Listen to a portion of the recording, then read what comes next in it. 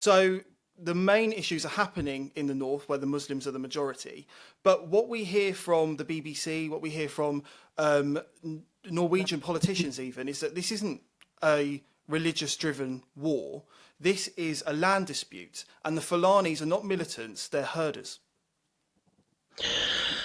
Yeah, it's it's fake news. It's a cover up. It's from all the way you hear the rhetoric that even comes out from the Nigerian government. Christians are pleading with the Nigerian government to do something to bring justice.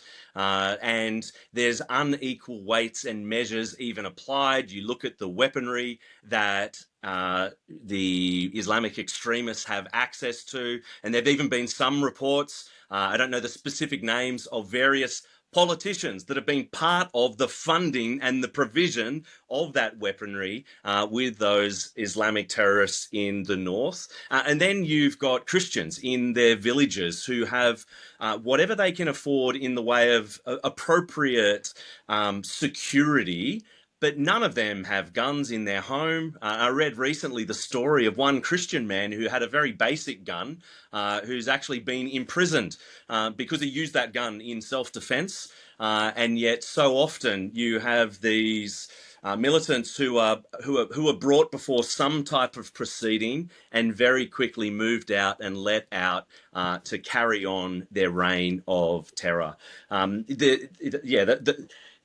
Story after story on the ground. The numbers don't lie. And certainly Nigeria and its government, the president and the vice president are both Muslim at the moment.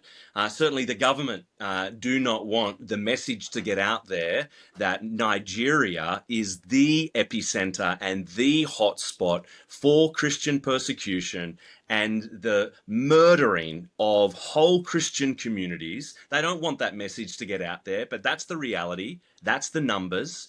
The numbers there'll be new numbers that'll come out again in January. Keep an eye out on the Open Doors World Watch List. Early reports I've seen from various places suggest that perhaps even up to 7,000 Christians have been killed in Nigeria. These are not land disputes. This is a targeted, deliberate, intentional movement from the north to the south.